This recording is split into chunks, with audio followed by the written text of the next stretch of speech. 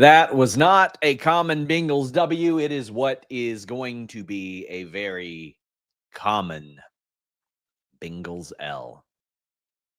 That sucked, guys. That was the worst Bengals game I have watched in my life, and it was not particularly close. Um, I'm talking through some of the absolute terrible seasons where the Bengals even were aiming for a high draft pick. This was the worst Bengals game I've watched because there was at least a sliver of hope. There was a sliver of hope because in 2023, Jake Browning took over for Joe Burrow. We thought the season was over, and he helped keep it interesting. Last week, he took over for Joe Burrow. We got the worst news possible about Joe Burrow in that he's going to have, or he had surgery. He'll be out 3 months. And still, Jake Browning won the game. Now, there were some very scary things, 3 interceptions. And it carried over to this game. And by halftime, I was not looking forward to the rest of the season. I'll be here every week, by God. But by quarter 3, I said, okay, Jake Browning cannot start for this team. The Cincinnati Bengals went 2-0 for the first time ever under Zach Taylor. And now, in a few weeks, without his star quarterback, he could absolutely be in a position where he loses his job. Because you can't just be a Joe Burrow merchant. You can't. There are some very glaring things here. There was nothing positive to really take away from this. Samaje Perine's run game looked good, and then he got hurt. Where do I even start? Jordan Battle made some tackles, I guess. Chris Jenkins had a sack and a half. Miles Murphy had a couple plays where he stopped people, and Joseph Osai had a sack. And that is about it. That is about it. The moment J.J. McCarthy was out of this game, I already felt like, well, that's a bummer. The Bengals traditionally suck against backup quarterbacks. But I knew that Carson Wentz was significantly more talented than Jake Browning. Despite the fact that Jake Browning has put together some wins, like I'm not delusional here. Carson Wentz is a much better quarterback than Jake Browning. I'd feel much better about the season if Carson Wentz was playing for the Bengals right now. There are also some things that you just can't help. Whatever Isaiah Rodgers was today, there was no preventing that. He had 2 pass deflections. He had 3 solo tackles. He caused a fumble and recovery. He had a pick 6. He picked up a fumble and ran it for a touchdown. Isaiah Rodgers had one of the best defensive games I have ever seen in my entire life. 6th round pick, man. Going out there, getting it done. He was a playmaker today. Hats off to Isaiah Rodgers for an unbelievable game. You got to believe that Minnesota sees him right now, and they're like, well, hell yeah, what a great pickup he was. Isaiah Rodgers was unbelievable. The game was called in a way that, didn't necessarily negatively affect the Bengals. The Bengals got away with a couple calls. I think the Vikings got 13 penalties for 105 yards. The Bengals only had 4, and 3 flags were on the first 2 plays. Think about that.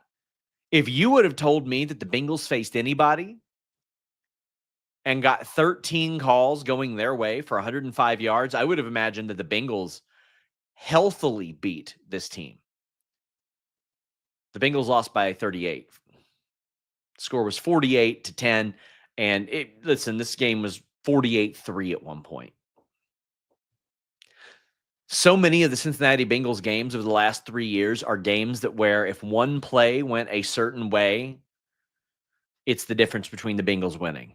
The Bengals at no point had any chance to win this game.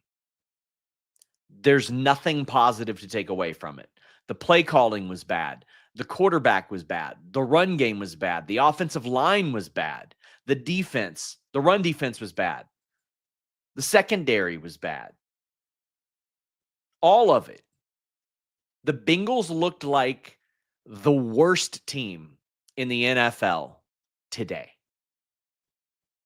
And I went into this game thinking they have a chance. My clown ass is flying to Denver next Monday to watch this Monday Night Football game. Might end up being the last game of Zach Taylor's run. I mean, it won't be because the Bengals franchise is cowards, but you know what? I'll find a positive. There are two things that I found that were positive about Jake Browning, and then I'll get into the very real negatives. He's more evasive than he's given credit for when, like, he could be sacked, and he still got sacked 3 times. But there are a lot of games where you would be happy that the Bengals only got sacked 3 times, especially behind this offensive line.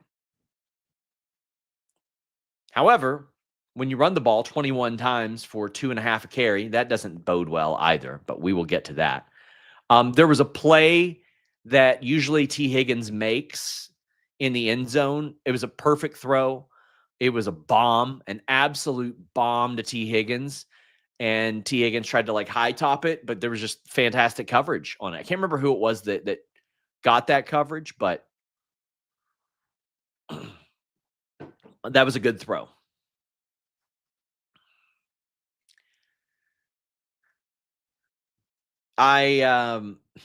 Other than that, Jake Browning makes some of the most puzzlingly stupid plays that you've ever seen in your entire life. He threw 2 picks. He had 5 picks through 6 quarters. And as you looked at the Cincinnati Bengals schedule, this was to be a winnable game. Next week was to be a winnable game. You look at Pittsburgh, maybe. New York, winnable. Chicago, winnable. New England, winnable. Until you get into the real meat in December. And if the Bengals get in a situation where they won 4 or 5 games while Burrow was out for 3 months, then they are very much in the hunt. And if Joe Burrow is back in mid-December, maybe they can go on a run. It's not looking good now because Jake Browning was so bad that I do not want him starting for this team next week. He's going to. They also shouldn't have the current backups they have now. You started 2-0. Give yourself a chance. This is the NFL. Sam Darnold stepped up last year and won like 13 games. Go get a Jameis Winston. Go get the contract situation around Kirk Cousins is insane. Even get a Tyler Huntley. Get anybody that you can find with some semblance of experience. Somebody that will go out and do something. I would, again, much rather a Tyler Huntley out there. I wish a Tyrod Taylor was available. I'd give anything to have Tyrod Taylor as the starter, which I think he's underrated anyway, but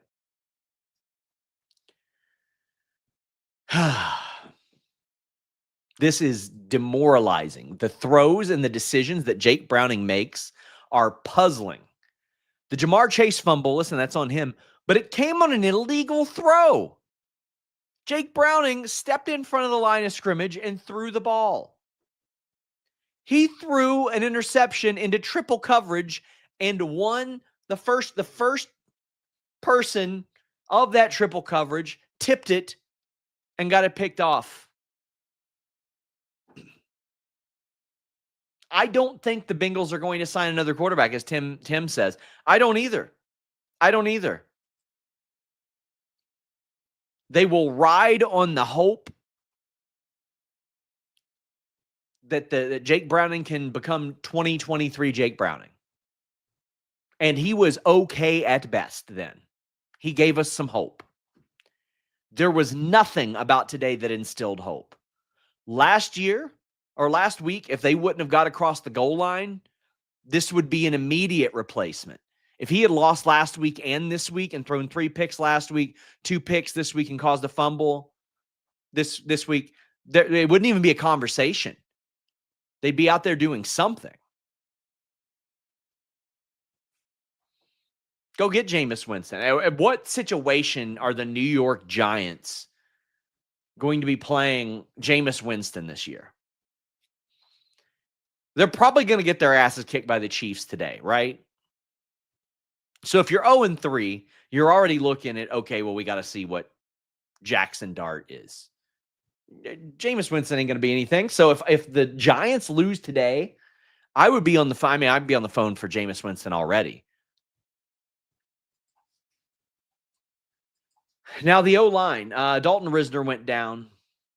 Amarius Mims looked okay. He looked okay. But Dalton Risner went down, and they had Jalen Rivers fill in. Not good O-line play. Orlando Brown Jr. right now is looking like a cap casualty after this year. That's how he's looking. So, if Hendrickson doesn't get tagged and Orlando Brown Jr. is gone, that does open up some cap space that the Bengals should have anyway. It's rough, man. It's rough right now. It's bad. Let's talk about the run game. Chase Brown isn't good. And I've been tweeting this the last 2 weeks. And I've got people saying, well, they don't open up holes for him. And but with that O-line and all that stuff. And I'm like, guys, come on now. 0.3 yards a carry. That is historically bad. I used to make fun of Ben Jarvis Green Ellis and call him 2-yardist Green Ellis. I would have loved for Chase Brown to have 2 yards a carry. He had 10 carries for 3 yards. Chase Brown today was the 5th leading rusher. And I wanted P. Ryan to get some looks. And what happened immediately? 12 yards for a first down. Interesting that when you don't run into the pile, you get more than 0.3 yards a carry. Taj Brooks came in 3.4 over 5 carries. Jamar Chase had a run for 9 yards today. Jake Browning did better on the run and had a touchdown last week. Chase Brown this year is not good. And that is heartbreaking because it really looked like we had our guy. Now, his rookie deal is up after next year. If he somehow turns it around and plays like he has the last 2 years, maybe there's something there. But you got him in the 5th round, man. You're going to have, you can find a successful running back a lot of places. It is an increasingly important position in the NFL, but it is a significantly more replaceable position in the NFL than a lot of others. And the Bengals cannot do that. Now, I will say this, Zach Taylor, with some of that brain dead play calling, everybody knew Chase Brown was running the ball on first down. Each time, everybody knew it. Now P. Ryan's hurt. All right. Taj Brooks has got to get some looks. Taj Brooks might end up getting the majority of snaps before it's all said and done. I think he probably should at this stage if P. Ryan's hurt. T. Higgins, 1 catch today. Gesicki, 1 catch today. I said when Gesicki got re-signed, I didn't understand the financial value in that. I don't think he will be with the team next year as things stand. Noah Fant, 5 carries, 5 targets, had that fumble. That sucks. But otherwise, Noah Fant has been very good. I'm sure this will be a one. I'd rather these mistakes all happen in this game that the Bengals were never going to win from the time the whistle blew. Zach Taylor doesn't need to be fired. He needs to hand in his resignation today. It's bad. It's bad. There needs to be some significant changes here. There needs to be some of that. And Tim says, if the Bengals don't change anything before playing the Broncos, is that a sign for management they've given up on the season? Yeah, it is. There has to be a move made here. You can't see that and say, okay, let's keep going with that. Drew Sample did great today as well. Drew Sample had a couple of catches that I didn't think we were going to see him catch hardly any passes this year. because usually Tanner Hudson is a go-to before him even, and that's below Gesicki and Noah Fant. The run defense of the Cincinnati Bengals, I don't know what that flash in the pan was week 1, but it gave me optimism. And this week they gave up 5.5 yards a carry and 2 touchdowns.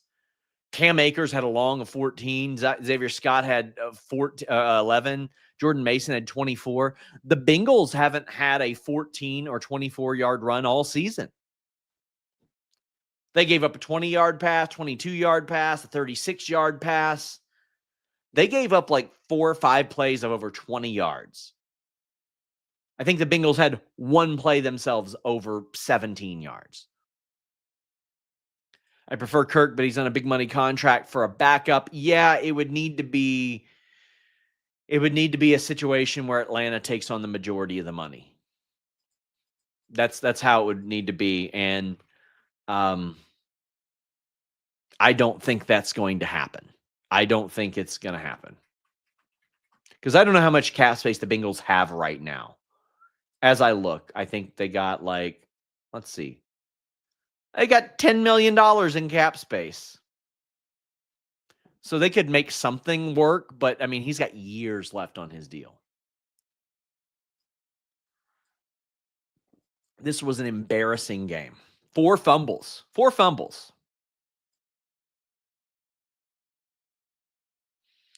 Isaiah Rodgers beat the whole team. I'll say Evan McPherson looks good this year. Right? Like he looks all right. But if the Cincinnati Bengals don't make some sort of change, it's a big issue. It's a really, really big issue. They're just bad defensively all around. They couldn't do much to them. I mean, the Vikings had to punt 5 times. Or no. Sorry. The Vikings only had to punt. Okay. Let me reiterate that. Ryan Rico punted 6 times. By the way, had one of his worst punts ever. The Vikings still had to punt 5 times. Imagine me telling you that. Imagine me telling you that the Minnesota Vikings had to punt 5 times, got 14 penalties for 100+ yards, and they absolutely walked the Bengals.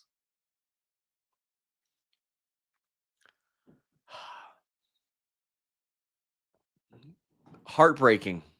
The whole city faces either depression or mediocrity. The Reds are giving us hope right now, as this person highlights. Right now, the Bengals are the Reds are up 1-0 in the bottom of the 7th. Imagine if they would have turned it on before. I mean, they face the same organizational issues, right? Mets just lost. So we got some hope there. Man, just disappointing all around. I am flying to the game next week. I'm going to Denver, Colorado. I just want to experience some different stadiums. I don't want to give the Cincinnati Bengals my money. I'm going to try to not pay for a ticket this year outside of the one game I go to with my friends. Shador. What about the news that Shador didn't want to play for the Ravens because he knew there was no path to starting? Yikes, man. Well, he could immediately step up and start for the Bengals right now. Yeah. I'm just disappointed, man. It's frustrating. It is the worst game I've seen. Zach Taylor bought himself a lot of time by making that Super Bowl, making the AFC Championship. But this was not fun. This was disappointing. This is the type of game that can crush you for the rest of the season. And if things go this bad next week, then you got to start talking about the NFL draft, because the Bengals are not going to beat the Lions. They are not going to beat the Packers on the road. If the Bengals lose next week, they are going to end up 2-4. Guys, I want to say thank you for joining me. We are on podcast platforms everywhere. Common Bengals W. Give me a follow on Twitter. We're out.